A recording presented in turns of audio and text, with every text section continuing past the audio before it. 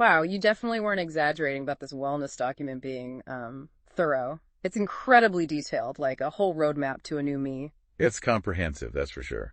But that's a good thing, right? Yeah. Shows you're serious about this whole well-being thing. And that's what we're here for, to help you navigate it all, find those golden nuggets that'll make the biggest difference. I love that, finding those golden nuggets. Because honestly, I was starting to feel a little, overwhelmed, information overload. It's inspiring, but also, where do I even start? Well, you've got everything in here. Diet, exercise, sleep, even mindfulness and supplements. It's a lot. But the good news is, it all kind of boils down to one idea. Small changes consistently lead to really big results over time. Okay, see, now that that feels doable. Because trying to change everything at once, recipe for disaster, at least for me. Exactly. It's a marathon, not a sprint, as they say. And speaking of marathons, that actually leads us perfectly into our first deep dive, diet. Hit me with it. Though I have to admit, when I saw that stat about diet potentially adding, over a decade to your lifespan, I was like, whoa, okay, this is serious. But is that, really possible? Right. It sounds crazy, but that stat comes from a 2022 study. They looked at what happens when people ditch the typical Western diet, which we know isn't doing us any favors, and switch to a healthier one. Now, it's important to remember there's no one perfect diet for everyone. But this study just shows how big of an impact our food choices really have, even on how long we live. Okay, phew, because I was about to swear off pizza forever, and anyone who knows me knows that would be a serious life change. I hear you. And that's what you want to avoid, those restrictive diets that are impossible to stick with. It's not about being perfect. It's about figuring out what works for you long term. No, those are words I can live by. Yeah. So what are some of those key diet takeaways from this document that we should, really be paying attention to? One of the first things that jumped out at me was the focus on protein. Yeah. Especially as we get older. Makes sense. I swear it's gotten harder to build muscle or even just not lose it as I've gotten older. And I know protein's key for that. But this document goes deeper, right? Why it's important for longevity in general. Absolutely. It talks about how as we age, we naturally start losing muscle mass. It's called sarcopenia. And it's not just about looking good in a swimsuit. It's actually linked to a higher risk of, dying from any cause. Wow. Okay. Never realized it was that crucial. So protein's a priority, but what does that look like in real life? How much should I actually be eating? Well, the document recommends about 1.6 grams of protein per kilogram of body weight daily. So for you, that'd be around, brief pause. Let me see. Quick calculation. Calculate listeners' protein needs. Grams of protein each day. Okay, that's a helpful starting point. Right. And to make it even clearer, they use this example, chickpeas versus beef. Shows how easy it is to fall short on protein, especially if you're more plant-based. Yeah, that comparison was eye-opening. I'd need a mountain of chickpeas to match a much smaller portion of beef. So how do I make sure I'm getting enough without, living off steak? That's where those small, consistent habits come in. The document's all about incorporating protein into every meal and even snacks. So think Greek yogurt with berries for breakfast, lentil soup with some salmon for lunch, even just a handful of almonds when you need a snack. Okay, that's actually really helpful. I'm already mentally rethinking my meals. So we've covered protein. What's up next on the superfood list? Let's talk carbs. But before you grab a donut, the document's big on choosing whole, unprocessed options. Got it. So we're talking fruits, veggies, whole grains, things that give you lasting energy, not just a quick sugar rush and then a crash. Exactly. Ever notice how you feel sluggish after a meal loaded with, white bread or pasta? Those whole, unprocessed carbs, they'll keep your energy levels way more stable. Stable energy. Sign me up. Okay, protein, check. Complex carbs, check. What about everyone's favorite? Fats.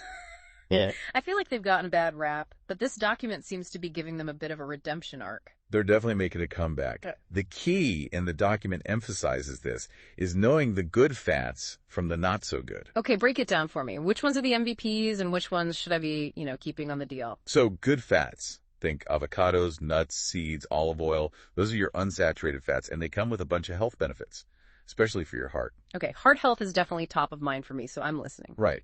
And it's one of those things you can really impact through your diet. So good fats for a healthy heart. Got it. What about the bad fats? Are those the ones I should really be watching out for? For sure. Saturated and trans fats are the main culprits here. Saturated fats, you'll find them in things like fatty cuts of meat, full-fat dairy. It's not that they're, like, evil, but it's about moderation. Trans fats, though, those are the ones to really avoid. Processed foods are usually where they lurk, and they've been linked to a whole slew of health problems. Trans fats out. Got it. This is already making me feel more confident about making healthier choices. You know, I have to confess. Go on. This next part of the document, it's like they knew my weaknesses. Because it talks about those hidden dangers, specifically salt and sugar. And let's just say I have a bit of a sweet tooth, and I may or may not go a little heavy on the salt shaker sometimes. Hey, you're not alone. Those two are sneaky, even for the most health-conscious people. And this document does a great job of calling out those hidden sources we might not even think about. Yes. Like sauces, I never realized how much sugar and salt can be hiding in a seemingly innocent salad dressing or pasta sauce. Right. Easy to forget that even if something tastes healthy, it can still be loaded with sugar. The document really stresses reading labels carefully. And if you can, making your own sauces and dressings at home so you control what goes in.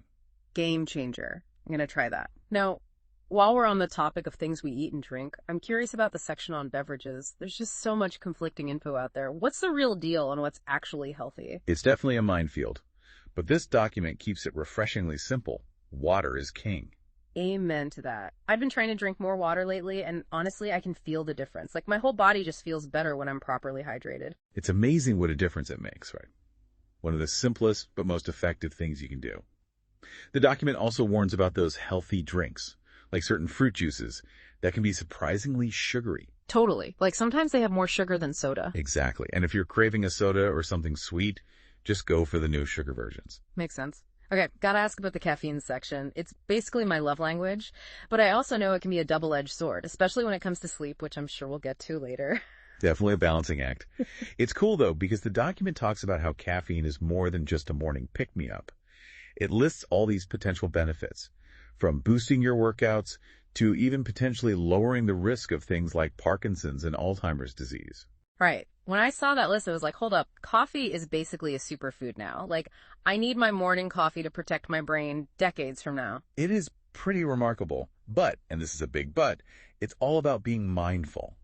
The document stresses the importance of timing your caffeine intake. Okay, that's where I get into trouble. I'm that person who's like, oh, I can have an espresso after dinner and sleep like a baby. Maybe I'm kidding myself. It's worth paying attention to how it affects your sleep.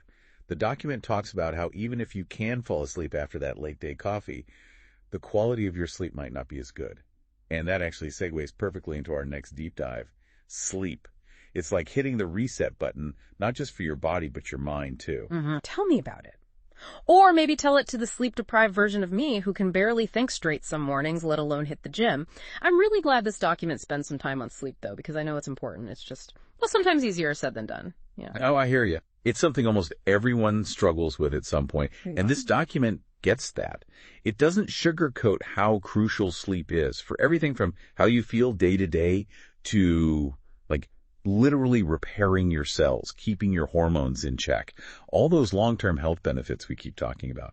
Start with good sleep. Right, it's like the foundation. If my sleep's off, everything else is off. My mood, my energy, focus, even my workouts suffer. Speaking of workouts, confession time. Lay it on me. There are days when, let's just say, I'm really good at coming up with reasons not to exercise. Life gets in the way, you know. But this document, with that whole beginner's guide approach, that clicked for me. That's one of the things I like about it. It removes that pressure to do everything perfectly right away. It's all about starting small, being consistent.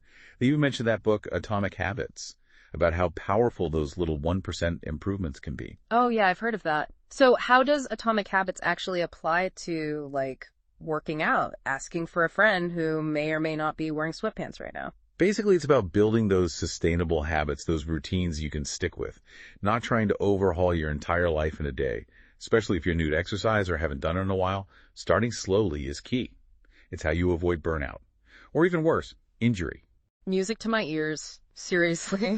I've done the whole go hard, then crash and burn thing way too many times. Sustainable, I can get behind that. So, what kind of practical advice does the document give? Like, what are some of those starter tips that really stood out to you? One that's super effective, especially for busy people, is sneaking in more walking throughout the day. Okay, that I can do. I actually love walking. Even on those crazy days, it's a good way to clear my head. Exactly. And the document has these really simple but clever ideas. Like park farther away from the entrance, take the stairs instead of the elevator, even just standing up for a few minutes every hour. See, those are good. I never think of that stuff, but it all adds up. It really does. They even call those short bursts of activity exercise snacks. Love that. Exercise snacks. Stealing that. Suddenly working out seems less daunting, more like something I can sprinkle throughout my day. So much better than that whole I gotta block off an hour at the gym thing. Speaking of which, what about those of us who, well, aren't exactly gym rats? Any at-home workout inspiration in this thing? Absolutely. It actually emphasizes that you don't need a fancy gym to get a great workout. For own body weight plus a little space is all it takes. Okay, good to hear. I've definitely fallen into that trap of thinking I need all the equipment to get in shape. It's a common one. Some of the best exercises out there, just use your own body weight. So, what are some of those classic go-to moves that almost anyone can do? Asking for a friend who, hypothetically, might be about to do a quick workout. Well, the document lists a bunch, but some good ones to start with. Squats, lunges, push-ups. You can always do those from your knees if you need to modify. And then there's planks. Those are great. And glute bridges. Those are super effective. And the great thing about all of these is that they work multiple muscle groups at the same time. Ah, the classics. There's a reason those never go out of style. Simple, effective, no gym membership required. Exactly. Do them anywhere, anytime. But, for when you're ready to take things up a notch, the document also gets into some more intermediate and advanced stuff. Bring it on. I'm ready to hear how to level up. What's first? One thing it talks about is incorporating more Zone 2 aerobic activity. Zone 2 training. Okay, that sounds a little intimidating. What is that exactly? It's actually not as scary as it sounds. It just means exercising at a moderate intensity, where you can still hold a conversation, finding that sweet spot where you're challenged, but not completely out of breath. So we're talking like brisk walking, a light jog, maybe a comfortable pace on the elliptical while I catch up on my shows, that kind of thing. Exactly. The document talks about how this type of training is great for building that solid aerobic base. Helps your body get better at burning fat for fuel, which is always a plus. And it can even help you recover from those harder workouts. It's all about building that solid foundation. Makes sense. Can't go from 0 to 60 overnight. Okay, Zone 2 training. Got it.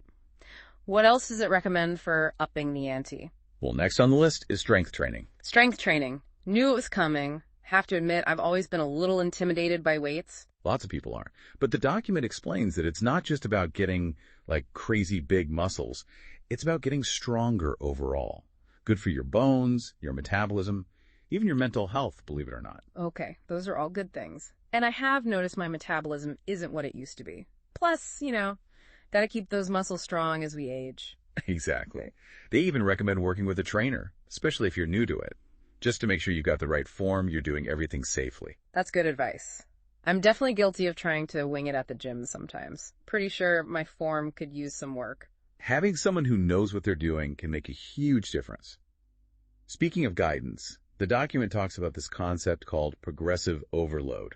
It's super important for seeing results from strength training. Progressive overload. Okay, now that sounds intimidating. Break that down for me. It's actually pretty straightforward. Yeah. It just means that as you get stronger, you gradually increase the weight you're lifting or the resistance or the number of reps you're doing. You basically want to keep challenging your muscles so they keep adapting and growing. So, not going from 0 to powerlifting champion in a week? Exactly. It's all about those small, gradual increases over time. The document gives some specific recommendations on how to do that safely and effectively. This is all super helpful. Even just talking about exercise, though, is making me realize how important that rest and recovery piece is. You can't be on all the time, right? Totally. And that's something this document does really well. It weaves all these different aspects of well-being together. It's all connected, right? You can't have one without the other. Speaking of connected, I'm really curious to get into the sections on mindfulness and sleep. Let's do it. This is where we really start to see that mind-body connection come into play. Ready to unlock the power of a well-rested mind. Oh, I am so ready. We've covered so much already, diet, exercise, and this document just keeps going.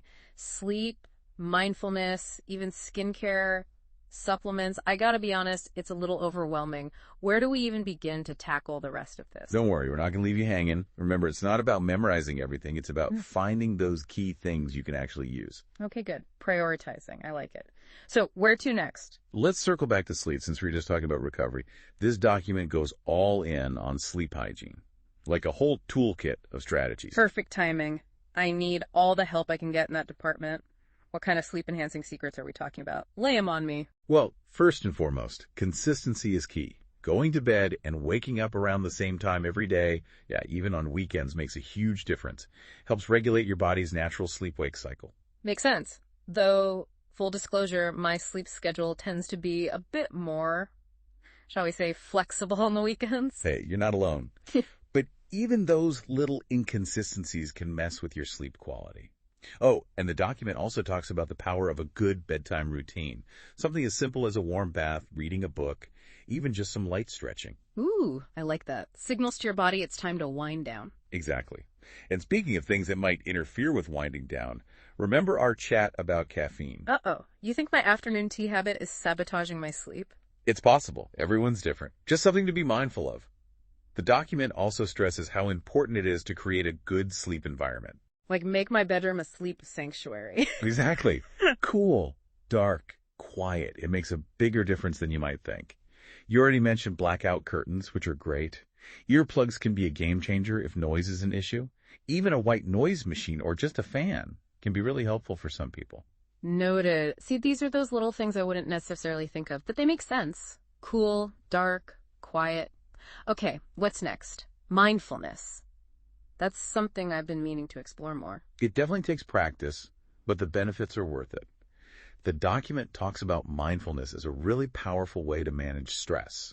And we know stress impacts everything, heart health, sleep, you name it. Oh, absolutely. It's like a domino effect. Exactly. And mindfulness can help break that cycle. Yeah. It's about bringing your attention to the present moment without judgment. Just finding a little bit of calm in the chaos. That sounds amazing. But I've tried those meditation apps, and my mind just won't quit. That's so normal, especially when you're starting out. Don't get discouraged. Even just a few minutes of focused breathing can make a difference. Start small, gradually increase the time as you get more comfortable. No need to go from 0 to Zen Master overnight. Okay, a few minutes of mindfulness a day, I can do that. It's like a mini mental vacation. Ooh, mental health snack break. I like it. And speaking of snacks, Yeah. this document, it doesn't just stop at food for the body and mind. It even gets into skincare. Right. I was so excited to see that section. I mean, who doesn't want amazing skin? Spill the tea. What's the secret? Well, it lays out this 5-step skincare routine, all about protecting your skin and keeping it looking its best. 5 steps. Okay. I can handle that. Hit me with the step 1. Step 1 is all about building a strong foundation. So the document recommends using a moisturizer with ceramides and niacinamide. You might know that as vitamin B3. Okay, those sound familiar, but if I'm being honest, I'm not totally sure what they do. So ceramides, they're like the building blocks of your skin's protective barrier. They help lock in moisture, keep all the bad stuff out. And niacinamide, it's a powerful antioxidant. Calms inflammation, evens out skin tone. A powerful duo, working together to keep my skin happy. I like it. Okay, what's next? Step 2, sunscreen. And not just for the beach. They recommend wearing it every day, rain or shine. Those UV rays are sneaky. Sunscreen every day. Got it. I know it's important. Sometimes I get a little lazy with it, I'll admit. It's one of the best things you can do to prevent aging and keep your skin healthy long term. Duly noted. What's next on the skincare lineup? Step 3 focuses on collagen and hyaluronic acid, both crucial for that youthful look. But instead of creams, this document actually recommends taking them as supplements. Ooh, supplements. Now we're getting into my territory. I'm always curious about supplements, especially for skin. So break it down for me. Collagen and hyaluronic acid, what's the deal? So, collagen. It's a protein that gives your skin its structure, that elasticity, keeps things firm and lifted. Hyaluronic acid, on the other hand, is a moisture magnet. Draws water into the skin, keeps it plump and hydrated. Okay, both fighting the good fight against wrinkles. I'm on board. What kind of dosage are we talking? The document recommends about 10 to 15 grams of hydrolyzed collagen each day, and around 200 milligrams of hyaluronic acid. Okay, adding those to the shopping list. What's next on the list? We're on a roll. Step 4 is retinol. That's a derivative of vitamin A, and it's really good at reducing fine lines, evening out skin tone, even boosting your natural collagen production. I've heard great things about retinol, but also that it can be kind of harsh if you're not careful. Any tips from the document on using it safely? You're right, it can be irritating, especially at first. They recommend starting with a low concentration and then increasing it slowly as your skin gets used to it. And definitely use it at night, never during the day. And sunscreen is non-negotiable, especially with retinol. It can make your skin more sensitive to the sun. Got it. Slow and steady wins the retinol race. Okay, so we've got moisturizer, sunscreen, collagen, hyaluronic acid, retinol. That's quite the lineup. What's the final step in our skincare journey? Last but not least, exfoliation. This document recommends using a chemical exfoliant, something with alpha hydroxy acids, or AHAs.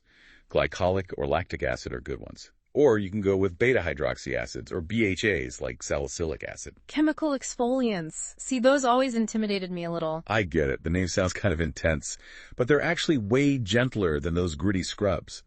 Chemical exfoliants work by dissolving the bonds that hold those dead skin cells together, so you're left with brighter, smoother skin underneath. So basically like a gentle peel, but at home. Exactly. The document says once or twice a week is usually enough, depending on your skin sensitivity. This is great info. I feel like I just had a crash course in dermatology, but this document, it just keeps going, right? There's a whole section on supplements too. There is. But before we get into the weeds on supplements, there are a couple other things I want to touch on. Little nuggets of wisdom we don't want to miss. Yes. Okay, what else stood out to you? Well, there's a big emphasis on oral health. Not just brushing and flossing, but thinking about an electric toothbrush. Sonicare gets a shout-out. And those regular dental checkups. Can't skip those. Oh, and then there's protecting your eyes. Sunglasses. Super important for blocking those harmful UV rays. So easy to forget about eye health until something's wrong. Exactly. And speaking of things we often overlook, vaccinations. The document stresses staying up to date on those.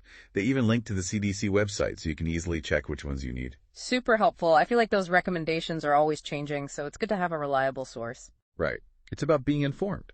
Oh, and they also talk about getting your blood pressure checked regularly. They even give you some target numbers to aim for. See, blood pressure is another one of those things that's easy to forget about until it's a problem. Exactly. It's called the silent killer for a reason, right? Mm-hmm. No symptoms, but it can be doing damage. Okay, being proactive. Check. So, what else does this Wellness Bible have in store for us? We've got to have time for supplements, right? We do. But it's not just a random list of pills to pop. It's tailored to what we've already talked about. Your priorities, your health history. It's like personalized supplement advice. Okay, that makes me feel a million times better. Yeah. Because I've totally been guilty of buying random supplements I probably didn't even need. It's easy to do. But remember, supplements are meant to complement a healthy lifestyle, not replace it. They're like the bonus round, not the main event. Totally. So, based on everything we've covered, what are some key supplements the document highlights? You know, for someone like me who's really looking to, level up their health game. Well, based on what you're prioritizing, heart health, brain power, healthy aging, a few things come to mind. First up, omega-3 fatty acids. Omega-3s. I know those are good for your heart. They are. But they do so much more than that. They're essential, meaning our bodies can't make them. We got to get them from food or supplements, and they're linked to lower inflammation, better heart health, even brain function and mood. Wow, they really are like the overachievers of the supplement world. Okay, what's the magic number? How much should I be taking? They suggest aiming for about 1 gram per day of EPA and DHA combined. Those are the two types that have the most benefits. 1 gram of EPA and DHA combined. Got it. Anything else to add to my list? They also recommend a high-quality multivitamin, just in a way to fill in any gaps you might have in your diet. Multivitamins. See, I'm always back and forth on those. Like, if I'm eating healthy, do I really need one? It's a good question, and the document actually addresses that. It basically says that even with the best intentions, it's hard to get every single nutrient we need from food alone these days. So a multivitamin can be a good insurance policy. Just make sure you're getting a reputable brand, high-quality ingredients, none of that mega-dosing stuff. Good to know. Quality over quantity when it comes to vitamins, for sure. So we've got omega-3s, a good multivitamin. Anything else I should have on my radar? Last but not least, they suggest looking into creatine monohydrate. It's natural. It's actually made in our bodies, and it's been shown to improve workout performance, help build muscle, and even give your brain a boost. Creatine. I always thought that was more for serious athletes and bodybuilders. It's definitely popular in the fitness world, but the research on creatine goes way beyond that. Studies show it can help with cognitive function, reduce fatigue, even protect against muscle loss as we get older. Wow, I had no idea. Okay, creatine is going on my list of things to research. It's worth looking into. And as always, the document gives some helpful dosage recommendations and tips for choosing a good supplement. This has been amazing, seriously. I feel so much more informed, empowered to actually take control of my health. Like, this document is great, but it's useless without, actually doing something with it. I love that. Knowledge is power, but action is where the magic happens. So true. I'm feeling ready to tackle those wellness goals. That's what I like to hear. And remember, this is a journey, not a race. The key is to find what works for you, what you can stick with. It's about progress, not perfection. Couldn't have said it better myself. This deep dive has been seriously eye-opening. Thank you so much for guiding me through it. It was my pleasure. You asked great questions, and remember, you've got this. Now go out there and crush those wellness goals. I'm on it. And listeners, thank you for joining us for another deep dive. We'll be back next time with a whole new topic and a fresh batch of insights. Until then, stay curious, stay informed, and above all, stay well.